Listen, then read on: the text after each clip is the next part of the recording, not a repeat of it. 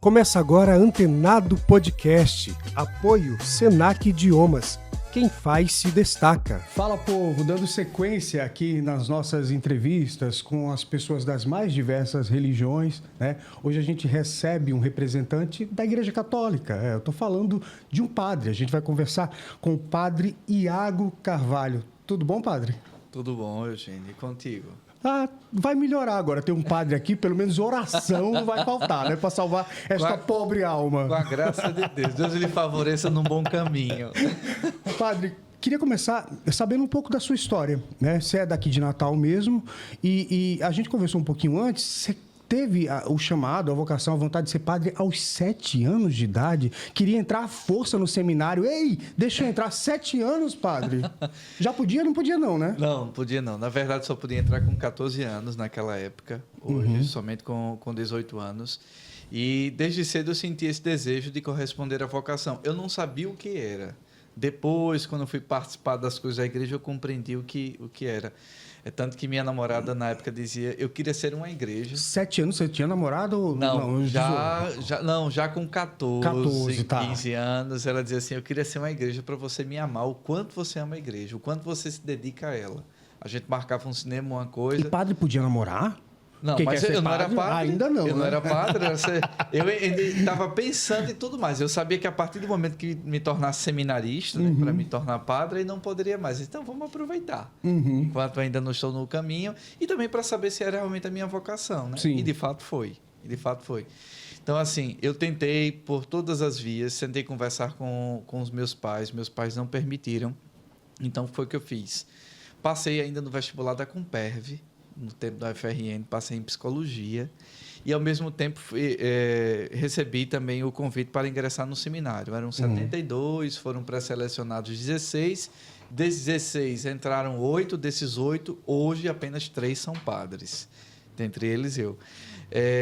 Na Então festa... você entrou o quê? Com 17 anos? Entrei com 17 anos no seminário. Também entrou antes do tempo, antes dos 18. Entrei com 1 ano antes, porque estava pertinho de completar 18 anos, aí entrei.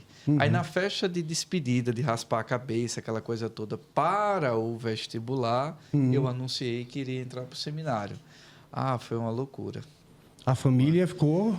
Meus pais, assim, a princípio não entenderam muito bem, depois compreenderam, ficaram bem felizes, mas no princípio não.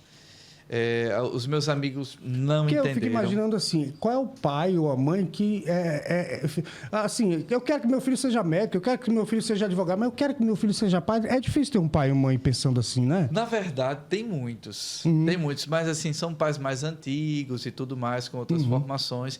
Embora hoje tem muitas famílias bem formadas na fé católica e desejam, têm esse ardente desejo, mas não é tão comum. Não é tão comum. Hoje, meus pais são super felizes.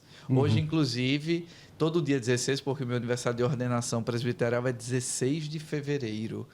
Então, todo dia 16, meus pais amanhecem com uma mensagem, um bom dia, alguma mensagem assim em relação a isso. E hoje amanheci com uma mensagem bem feliz deles.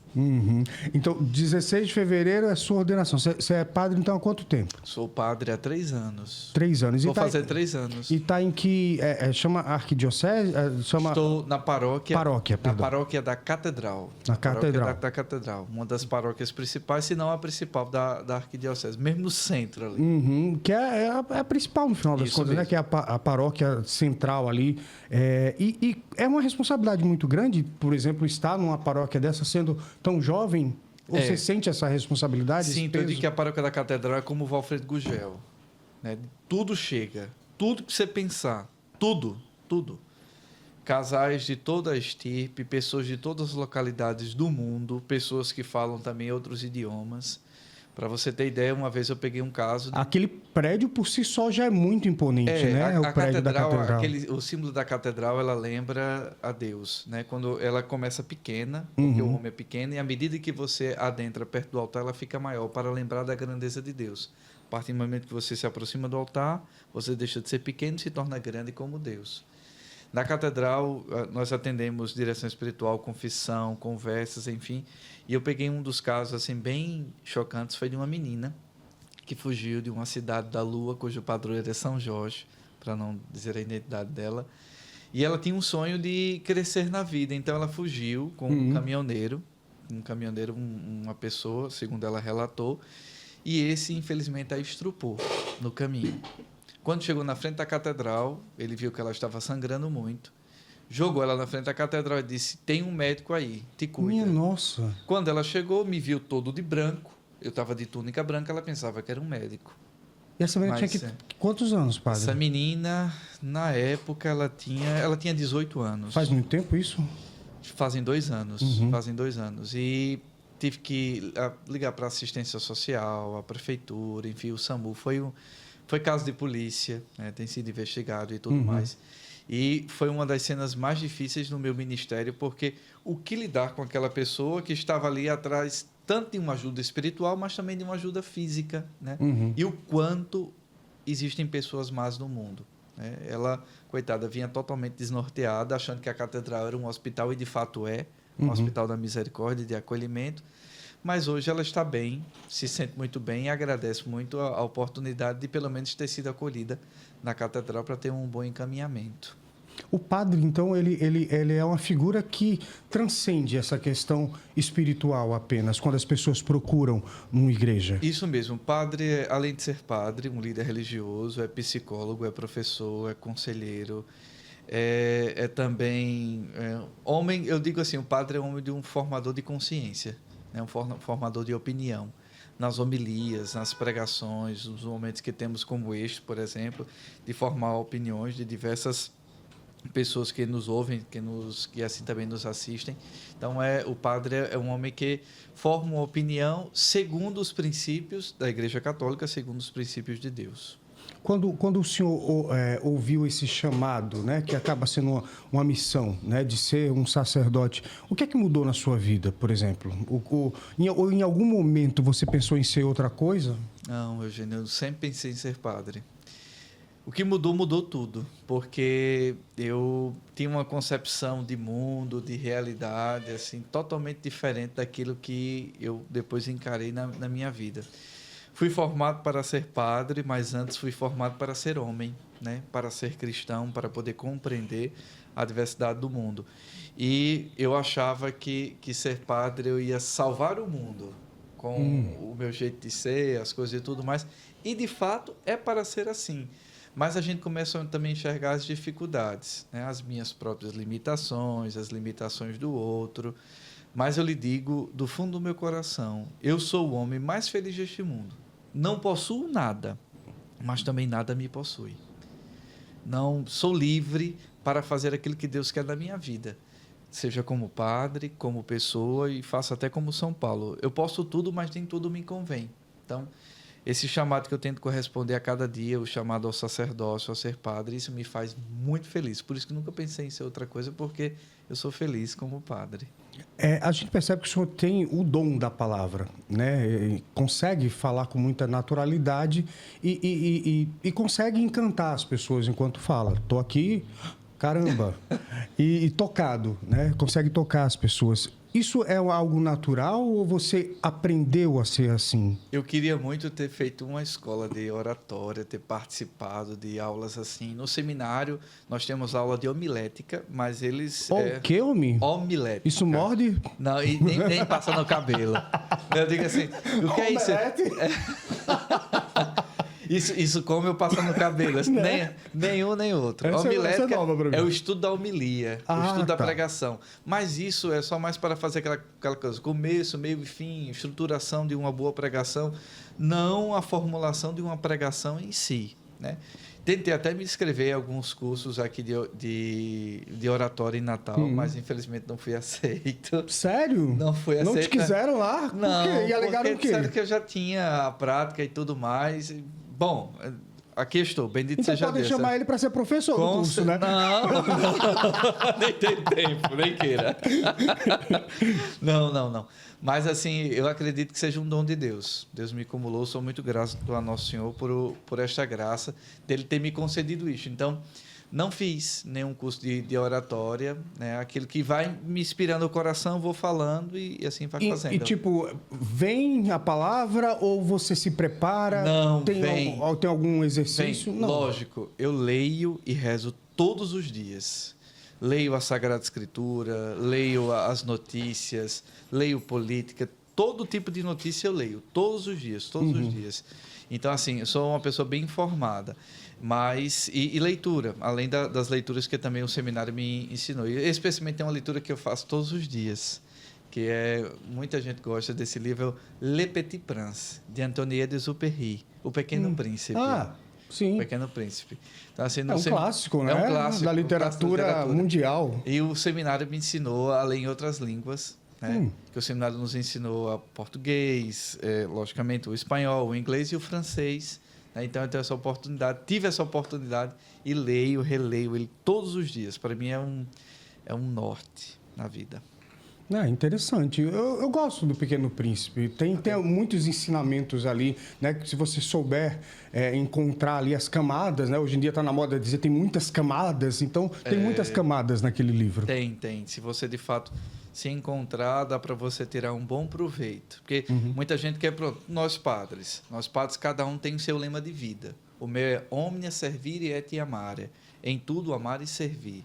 Eu sempre tenho a concepção de que para eu fazer as coisas bem, eu preciso fazer com amor. É tão bom quando alguém te serve um alimento gostoso e te diz assim, poxa, que coisa boa, qual é o ingrediente que tem aqui? Aí a pessoa ciente diz assim, o tempero é o amor. De fato, tudo feito com amor tem um outro sabor. Também a vida sacerdotal, a vida do cristão, a vida daquele que é um comunicador. Quando você faz as coisas com amor, você tem um outro sentido, você tem um cheiro, tem um outro gosto.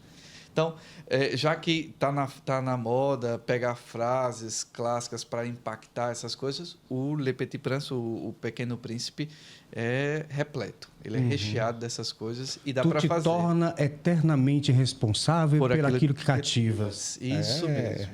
A raposa dizendo ao Pequeno Príncipe. Boa. Agora, já que o senhor falou em leitura, a Bíblia eu imagino que seja um livro necessário diário para um padre. Além dele, existe algum outro livro? Os comentários bíblicos, os livros que são relacionados à Sagrada Escritura. Também tem outros livros que são mais da nossa área, áreas teológicas e tudo mais.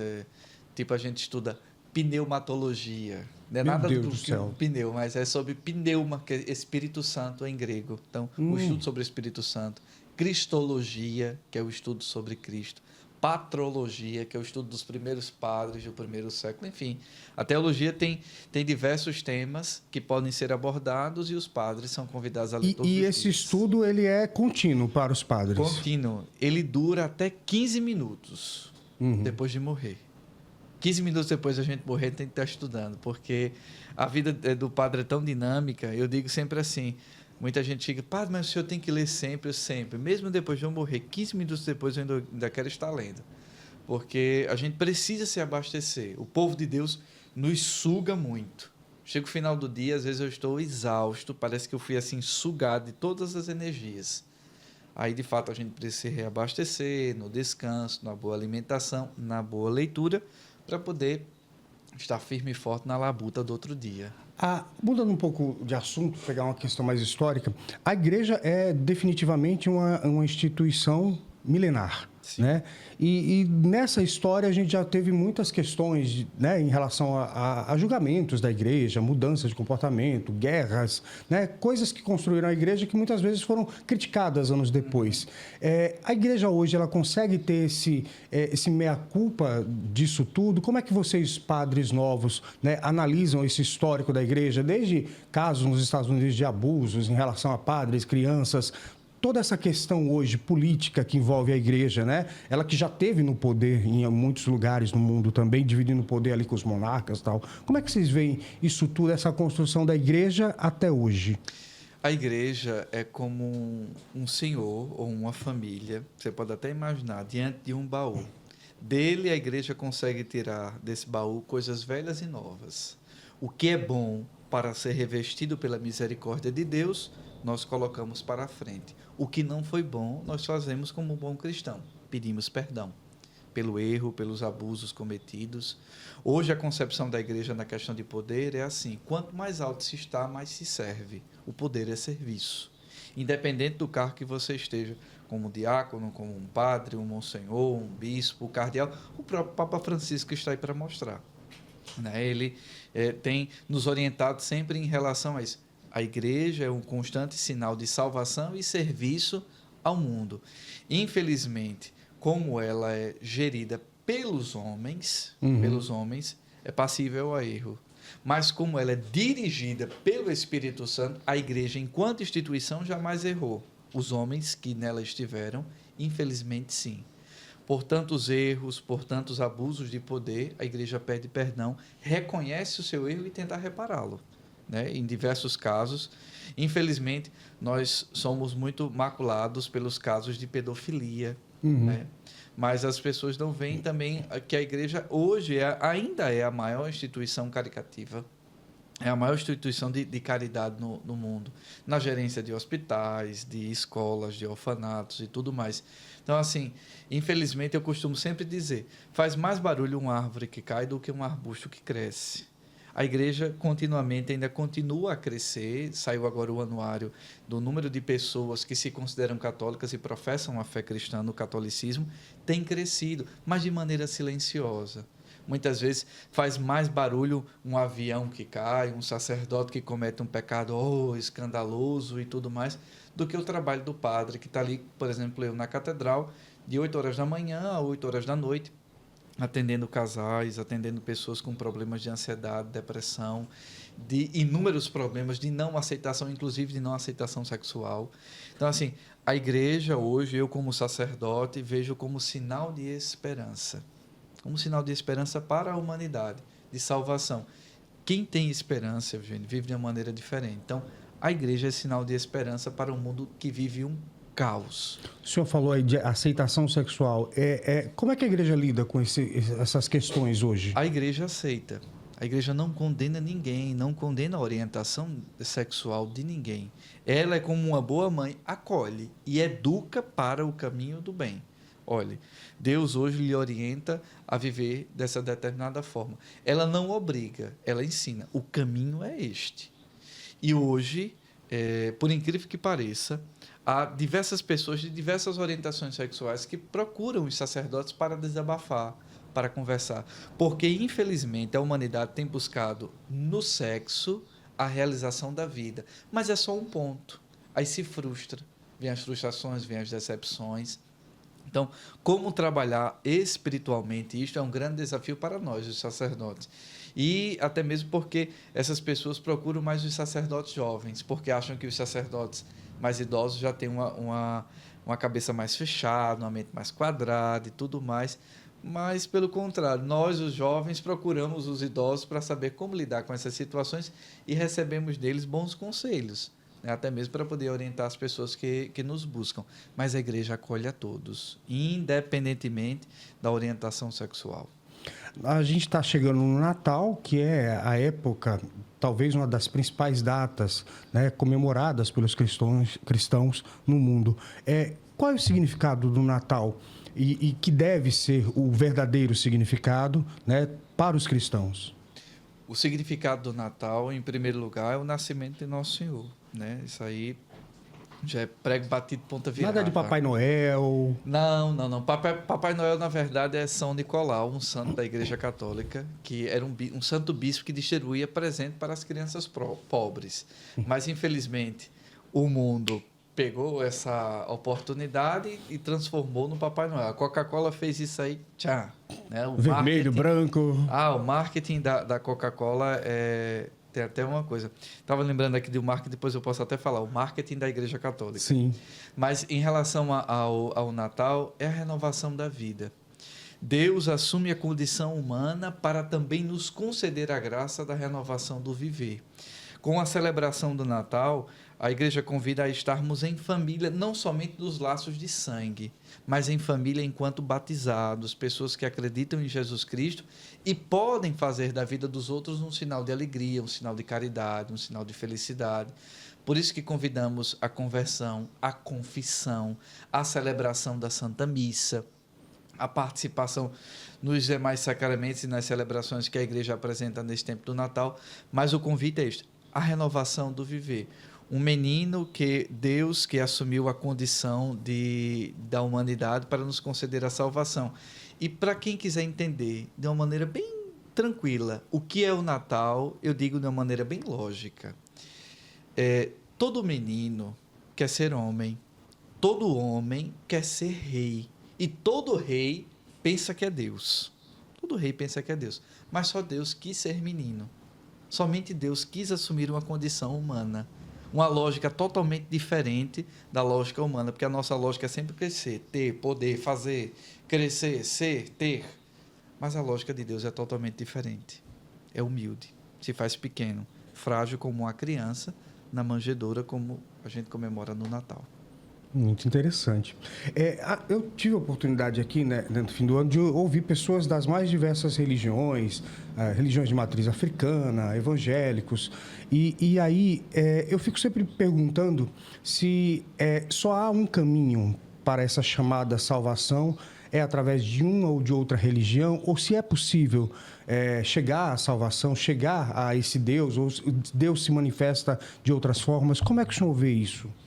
Eu digo da mesma forma como Nosso Senhor disse no Evangelho de São João, no capítulo 14, acho que o versículo 6, eu me recordo assim de cabeça. Mas Nosso Senhor disse: eu sou o caminho, a verdade e a vida. Então, Ele é o caminho para a salvação. Para nós cristãos católicos, o único caminho é Nosso Senhor Jesus Cristo. Lógico, aqueles que aqui estiveram, cada um no seu princípio, na sua religião, respeito, apresentam também outros caminhos. Mas para nós, cristãos católicos, só existe um caminho, Nosso Senhor Jesus Cristo. Aí você pode até se perguntar: mas Padre Iago, e aquele povo que não conheceu a Jesus? E aquele povo que não teve a oportunidade de conhecer o Evangelho, de não conhecer a Boa Nova? Então quer dizer que não vai ser salvo? Você poderia me perguntar isso. Não, já que o senhor... Estou perguntando. Você poderia me perguntar isso. Serão salvos pela misericórdia de Deus, porque não tiveram a oportunidade de conhecer o caminho que é Jesus, mas pela sua boa obra, o seu desejo de querer fazer as coisas bem, de maneira reta, de maneira moral, receberão a graça e a misericórdia de Deus por meio da salvação nos seus gestos. Mas detalhe, aqueles que não conheceram a Jesus, porque a quem muito dá, muito será cobrado. Como Nosso Senhor mesmo disse, que a gente pode muito dizer: mas eu não era de igreja, não participei tanto assim, eu sabia quem era Jesus, mas não ia, não sei o quê, então vou fazer coisa boa, distribuir umas cestas básicas, estou salvo. Não, a dinâmica também não é essa. Conhecendo a Nosso Senhor, devemos também ter um comprometimento de vida. Para cada coisa na vida, a gente precisa se comprometer. Então, quer dizer que para a salvação vai ter que ser um oba-oba? Não, a porta do céu é estreita. Quem é largo, quem é egoísta, quem é individualista, quem se faz grande demais, não consegue passar pela porta pequena que é o céu. Então, Jesus é o caminho. A gente está chegando ao fim do ano, né? Vamos para um novo ano, 2025. Sempre tem aquela campanha da fraternidade, um tema que é escolhido ali. Já há algum indicativo do que é que vai ser trabalhado em 2025? Já. Nós vamos tratar sobre a questão do meio ambiente. Questão da própria, vamos dizer assim, de uma conversa, de um diálogo para com o meio ambiente. O homem acha que é dono de tudo, que pode fazer tudo, que vamos dizer assim, a natureza está aí para servi-lo, mas não, ela está aí para nos servir, mas de um outro modo, de uma maneira consciente. Então, tanto que o cartaz da campanha da fraternidade que a gente vai vivenciar a partir da quaresma do ano que vem, né? Estamos ainda no advento. Aquele período após o carnaval, 40 dias, né? Isso, os 40 dias.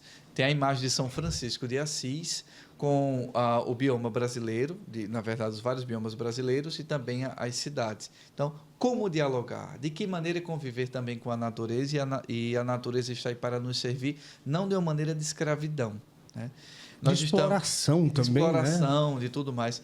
Eu dou a dica, inclusive, já que a gente está para vivenciar aí o final do ano, muitas pessoas fazem a dica: para o ano eu vou para a academia, vou deixar de tomar café, vou deixar de comer pão, vou fazer um regime, vou fazer aquilo outro. Faça também um voto de consciência, dizer assim: 2025 eu vou ser uma pessoa de fé. Em 2025 eu vou... Em 2024 eu vou deixar tudo aquilo que me impede de ser uma pessoa melhor. Às vezes é uma palavra, um gesto, um vício.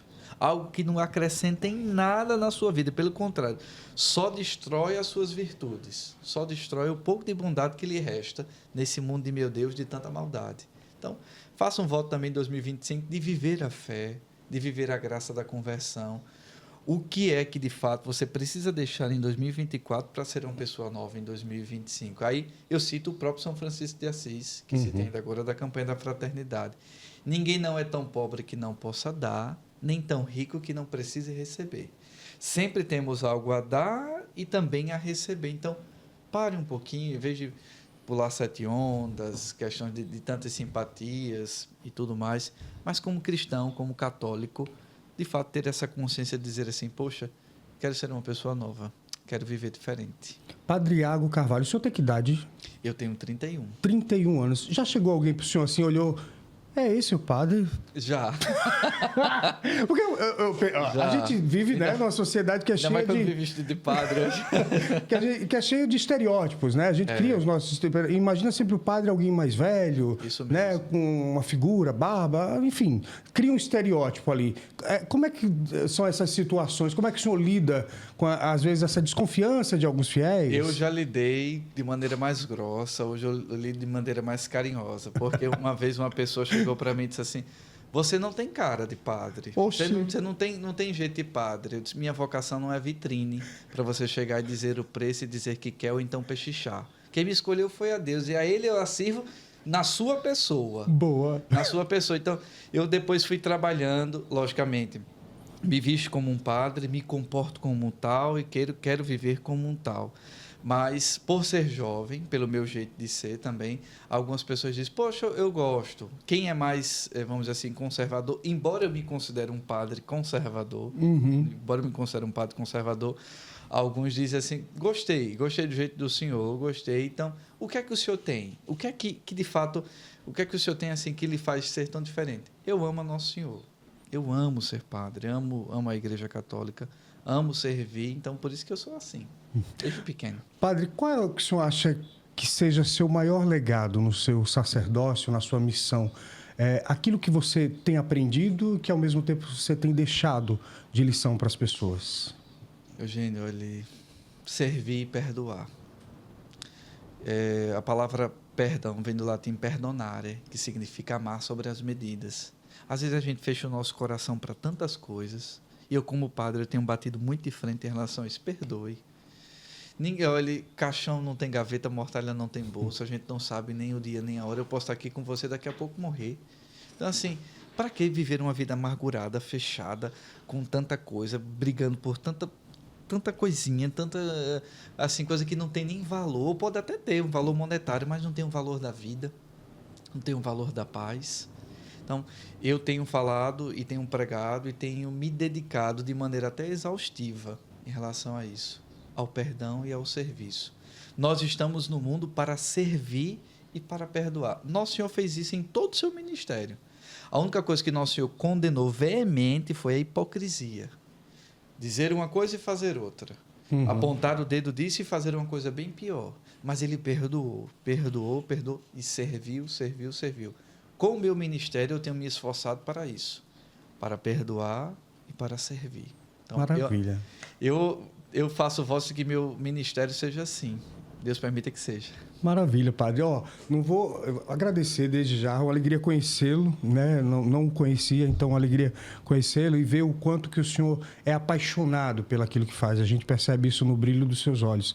E isso é muito bom, porque o senhor consegue inspirar as pessoas, né, com o seu testemunho. Agora, padre, então, para finalizar, poderia fazer uma oração para a gente? Vamos. Aí você pode olhar para aquela câmera aqui para abençoar. Gente, obrigado a vocês por nos acompanhar aqui no Antenado Podcast. A gente volta no próximo programa. E agora vocês ficam com a oração aqui, já agradecendo pela presença ao padre.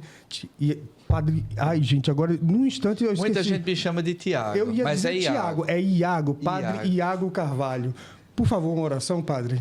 Vamos pedir a Deus que nos abençoe, nos conceda a graça de 3 coisas que todo ser humano precisa ter. Paz, sem paz a gente não vive. Saúde para sermos fortalecidos no labor e nas graças da vida. E sabedoria do viver. Que por intercessão de Nossa Senhora da Apresentação, Rainha e Padroeira da Arquidiocese de Natal, ela nos abençoe e nos conceda a graça da paz, da saúde e da sabedoria. Ave Maria, cheia de graça, o Senhor é convosco. Bendita sois vós entre as mulheres, bendito é o fruto do vosso ventre, Jesus. Santa Maria, Mãe de Deus, rogai por nós, pecadores, agora e na hora de nossa morte. Amém. O Senhor esteja convosco, Ele está no meio de nós. Abençoe-nos, Deus Todo-Poderoso, Ele que é Pai, Filho e Espírito Santo. Amém. Amém. Deus nos abençoe e nos favoreça sempre. Amém. Um Feliz Natal e um bom Ano Novo, Padre. Feliz Natal e um abençoado ano. Para você também, obrigado pela companhia. Tchau. Termina aqui Antenado Podcast. Apoio Senac Idiomas. Quem faz, se destaca.